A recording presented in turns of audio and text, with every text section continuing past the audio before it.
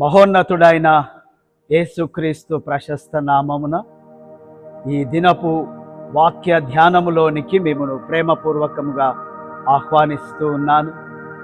మన Medak diocese town DCC communication department ద్వారా ఆరంభించబడినటువంటి morning మన్నా అను కార్యక్రమమును దేవుడు మెండుగా దీవించి కేవలము మన అధ్యక్ష మండలములో ఉన్న విశ్వాసులు మాత్రమే కాకుండా తెలుగు అధ్యక్ష ఖండాలలో ఉన్నటువంటి ప్రతి విశ్వాసి దేవుని యందు బలపరచబడుటకు ఈ కార్యక్రమము దీవెనకరముగా ఉండాలని నేను ప్రార్థిస్తూ దీనిని ఆరంభించినటువంటి town DCC chairman reverend doctor D John Jonathan గురుల వారిని నేను హృదయపూర్వకంగా అభినందిస్తూ ఉంటున్నాను. పరిశుద్ధ బైబిల్ గ్రంథంలో మనందరికీ విదితమే, ఇశ్రాయేలీలు ఆకలి కొనినప్పుడు దేవుడు ఆకాశము నుండి మన్నాను కురిపించి వారి ఆకలిని తీర్చాడు. అయితే ద్వితీయోపదేశ కాండము 8వ అధ్యాయం 3వ వచనములో దేవుడు అంటాడు, మనుషుడు ఆహారము వలన కాక దేవుని నోట నుండి వచ్చు ప్రతి మాట వలన జీవించునని. నిజమే, ఈ మార్నింగ్ మన్నా అనుదిన ధ్యానములు మనలను ఆధ్యాత్మికముగా బలపరిచి దేవుని మాటల వలన మనము నూతన జీవము కలిగి ఉండుటకు దోహదపడాలని నేను ఆశిస్తూ ఉన్నాను. ఈ దినము మన ధ్యానము నిమిత్తము ఏర్పాటు చేయబడినటువంటి అంశము, దేవుడు మిమ్మును దీవించును. God will bless you. సంఖ్యాకాండము 6వ అధ్యాయము 24వ వచనము నుండి 26వ వచనం మట్టు గల దేవుని వాక్యమును చదువుకొందము. యెహోవా నిన్ను ఆశీర్వదించి కాపాడునుగాక. యెహోవా నీకు తన సన్నిధిని ప్రకాశింపజేసి నిన్ను కరుణించునుగాక. యెహోవా నీ మీద తన సన్నిధి కాంతి ఉదయింపజేసి నీకు సమాధానము కలగజేయునుగాక. పరిశుద్ధ బైబిల్ గ్రంథములో వ్రాయబడినటువంటి ఈ దీవెనకరమైనటువంటి మాటలు మోషే ద్వారా దేవుడు అహరోను అతని కుమారులు యాజకత్వపు పరిచర్యలో కొనసాగుతూ ఉంటుండగా దేవుని నామమున ప్రజలను దీవించున్నట్లు ఇచ్చినటువంటి ఒక ఆశీర్వచనం. దీనిని ఏరోనిక్ బెనడిక్షన్గా అభివర్ణింపబడుతూ ఉంది. ప్రియులారా, ఇట్టి ఆశీర్వచనములో దేవుడు కాపాడువాడని, దేవుడు కరుణించువాడని, ఆయన సమాధానమును అనుగ్రహించువాడనే ప్రాముఖ్యమైన విషయాలు బయలుపరచబడుతూ ఉన్నాయి. దేవుడు తన్ను తాను బయలుపరుచుకుంటేనే మనము దేవుణ్ణి పరిపూర్ణంగా ఎరగగలుగుతాం. దేవుడు అనే ఆలోచన నీ మనస్సుకు వచ్చినప్పుడు ఎలాంటి భావన నీలో కలుగుతుంది? దేవుడు ఎవరు అని నీవు విశ్వసిస్తూ ఉన్నావు. నిజమే, దేవుడు సర్వాంతర్యామి. He is omni present. అన్ని చోట్ల ఉండు దేవుడు. ఆయన ఓమ్నిషియంట్ అనగా సర్వమును ఎరిగినటువంటి దేవుడు. అంత మాత్రమే కాకుండా దేవుడు ఓమ్ని పొటెంట్ అనగా సర్వశక్తి కలిగినటువంటి దేవుడు. ఆయన మార్పు లేనివాడు, మారని దేవుడు, కరుణా సంపన్నుడు, కృపా సమృద్ధిగా కలిగిన దేవుడు, క్షమించువాడు, రక్షించువాడు. ప్రియులారా, దేవుడు మనలను ప్రేమించి, అయోగ్యులమైన మనలను ప్రేమించి తన యొక్క కృపను కనికరమును మన ఎడల చూపుతూ లెక్కింపజాలని మేలులతో మనల్ని తృప్తిపరుస్తూ ఉన్నాడు. దేవుని మేలులు అనుభవించుటకు మనము యోగ్యులమని కాదు. ఇశ్రాయేలుల విషయంలో దేవుడు అంటాడు, నేను మిమ్మును కాపాడుటకు, విడిపించుటకు, ఆశీర్వదించుటకు మీరు మంచివారని కాదు, లేదా లెక్కకు ఎక్కువైన వారని కాదు, కానీ దేవుడు మంచివాడు గనక, ఆయన కరుణా సంపన్నుడు గనక ఇదిగో ఆయన దీవిస్తూ ఉన్నాడు, కాపాడుతూ ఉన్నాడు, పోషిస్తూ ఉన్నాడు. దేవుడు ఆశీర్వదించడం అనేది దేవుని యొక్క సహజ గుణం.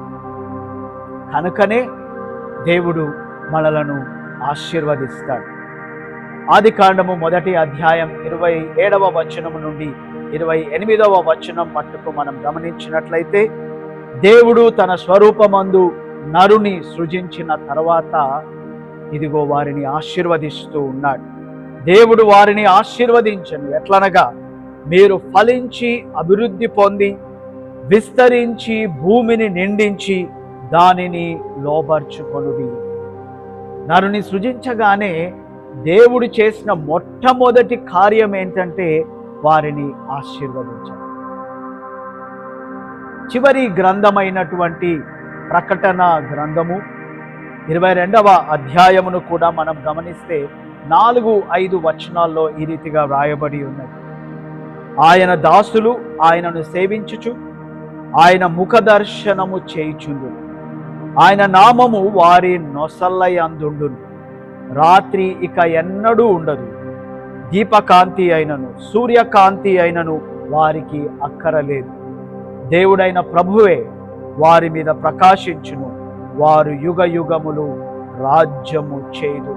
ఒక ఆశీర్వాదకరమైనటువంటి స్థితిని దేవుడు మానవుని జీవితములో కలగజేస్తాడు అనే ఒక నిశ్చయతతో కూడినటువంటి మాటలు ప్రకటన గ్రంథము 22వ అధ్యాయములో మనము చూసి ఉన్నాం.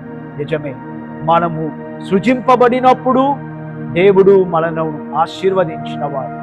మన జీవిత కాలమంతయు మనలను ఆశీర్వదించు దేవుడు ఈ లోకము విడిచి నిత్య నివాసమైనటువంటి ఆ పరలోకమును చేరినప్పుడు దేవుని సన్నిధిలోనూ ఆశీర్వదింపబడిన స్థితిలో మనం ఉంటామని జ్ఞాపకం చేయబడుతూ ఉన్నాం. దేవుడు ఎవరిని ఆశీర్వదిస్తాడు? 128వ సంకీర్తన మనకు జ్ఞాపకం చేస్తుంది. యెహోవా యందు భయభక్తులు కలిగి ఆయన త్రోవలయందు నడుచు వారిని ఆయన ఆశీర్వదిస్తాడు. అంత మాత్రమే కాకుండా కీర్తనలు 5వ అధ్యాయము 12వ వచనమును మనము గమనించినట్లయితే, నీతిమంతులు ఆశీర్వదింపబడుదురని దేవుని వాక్యము మనకు జ్ఞాపకం చేస్తూ ఉంది. సామెతల గ్రంథము 12వ అధ్యాయము 2వ వచనాన్ని మనము చదివినట్లయితే, సత్పురుషునికి యెహోవా కటాక్షము చూపును. మంచి వారికి దేవుడు తన యొక్క కటాక్షమును దయను చూపువాడని, వారిని ఆశీర్వదించువాడని దేవుని వాక్యము మనకు జ్ఞాపకం చేస్తూ ఉంది. నిజమే, నోవాహు దేవుని దృష్టి అందు కృప పొందిన వాడుగా దేవుని వాక్యంలో మనం చదువుతాం. ఆ రీతిగానే హన్న, దానియేలు, రూతు, మరియా, ఈ రీతిగా బైబిల్ గ్రంథములోని అనేక మంది వ్యక్తులను మనము గమనించినట్లయితే వారు దేవుని కృపకు పాత్రులుగా ఉండినారు, నీతిమంతులుగా జీవించినారు, దేవుని యందు భయభక్తులు కలిగి జీవించినారు. కనుకనే దేవుడు వారిని ఏర్పరచుకున్నాడు, వారిని ఆశీర్వదించి అనేకులకు దీవెనకరముగా వారిని నియమించినట్టుగా మనము చూస్తూ ఉన్నాం. దేవుడు కాపాడువాడని, ఆయన అక్కరలు తీర్చువాడని, సమాధానము నిచ్చువాడని ఈ దినపు ఆశీర్వచనముతో కూడినటువంటి లేఖన భాగములో మనం చూడగలిగాం. దేవుడు కాపాడువాడని, ఆయన కరుణించువాడని, ఆయన సమాధానమునిచ్చువాడని ఈ దినపు లేఖన భాగములో మనం చదివి ఉన్నాం. నిజమే, ఆయన మనల్ని కాపాడు దేవుడు, కునకక నిద్రపోక కాపాడు దేవుడు, ఆయన కరుణించు దేవుడు. ఆయన కరుణ ద్వారా మనము క్షమింపబడుతూ ఉన్నాము, పోషింపబడుతూ ఉన్నాము. ఆయన సమాధానమునిచ్చు దేవుడు. దేవుడు అనుగ్రహించు సమాధానము మనకు రక్షణను, మన జీవితంలో సంతృప్తిని కలుగజేసేదై ఉంటున్నదని ఈ ఉదయకాలము దేవుడు మనతో మాట్లాడుతూ ఉన్నాడు. ప్రియులారా, ఎఫెసీలకు రాబడిన పత్రిక 1వ అధ్యాయములో మనం గమనించినట్లయితే ఆత్మ సంబంధమైన ప్రతి ఆశీర్వాదమును సహితము దేవుడు మనకు అనుగ్రహిస్తున్నాడని రాయబడి ఉన్నది. కేవలము మనలను కాపాడుట మాత్రమే కాదు, పోషించుట మాత్రమే కాదు, సమాధానమునిచ్చుట మాత్రమే కాదు, కానీ ఆత్మ సంబంధమైన వరములను దేవుడు మనకు అనుగ్రహిస్తూ ఉన్నాడు. ఆ ఆత్మ సంబంధమైన వరములేమనగా, ఆశీర్వాదములేమనగా, ఇదిగో ఆయన తన కుమారులుగా కుమార్తెలుగా మనలను స్వీకరించి ఉన్నాడు. అంత మాత్రమే కాదు, జగత్తి పునాది వేయబడక మునిపే ప్రేమ చేత ఆయన మనలను ఏర్పరచుకొని ఉన్నాడు. ఆయన రక్తము వలన మనలను విమోచిస్తూ ఉన్నాడు. మనకు సంపూర్ణమైన జ్ఞాన వివేచన కలుగుటకు దేవుడు తన కృపను మన ఎడల విస్తరింపజేస్తూ ఉన్నాడు. శారీరక పరమైనటువంటి ఆశీర్వాదములు, ఆత్మ సంబంధమైన ఆశీర్వాదములు దేవుడు మనకు అనుగ్రహిస్తూ మనము ఇతరులకు ఆశీర్వాదకరముగా ఉండాలని దేవుడు ఆశిస్తూ ఉన్నాడు. ఈ దినము మనకు వేయబడే ప్రశ్న, నీవు ఆశీర్వాదకరముగా ఉండగలుగుతూ ఉన్నావా, లేదా ఇతరులకు బాధను కలగజేసేవారవుగా ఉన్నావా? దేవుడు నిన్ను ఆశీర్వాదమునకు కర్తగా, దేవుడు నిన్ను ఇతరులకు ఆశీర్వాదకరముగా ఉండడానికే నిన్ను దీవించాడు. దేవుడు అనుగ్రహించిన దీవెనలను బట్టి ఆయనకు కృతజ్ఞతాస్తుతులు చెల్లిస్తూ వందనస్తుడవుగా ఒక సాక్షిగా జీవించి వర్ధిల్లుటకు దేవుడు తన పరిశుద్ధాత్మ సహాయము నడిపించి అనుగ్రహించునుగాక. ఆమేన్. కృపగల దేవా, పరిశుద్ధుడా, ప్రేమగల మా తండ్రి, ఈ ఉదయకాలం మాతో మాట్లాడినందుకు వందనములు, స్తోత్రములు. దేవా, మేము గుర్తించిన ఆశీర్వాదములను బట్టి వందనాలు. మా కొరకు దాచి ఉంచిన ఆశీర్వాదములను బట్టి స్తోత్రములు. మేము దీవింపబడిన కొలది దేవా, మిమ్మును సేవించుటకు, ఇతరులకు దీవెనకరముగా ఉండుటకు మీ కృపా సహాయము మాకు దయచేయమని యేసు నామమున ప్రార్థించి వేడుకొంచున్నాము తండ్రి. ఆమేన్. తండ్రి, కుమార, పరిశుద్ధాత్మ దేవుని దీవెన సదాకాలము మనకు తోడై ఉండునుగాక. ఆమేన్.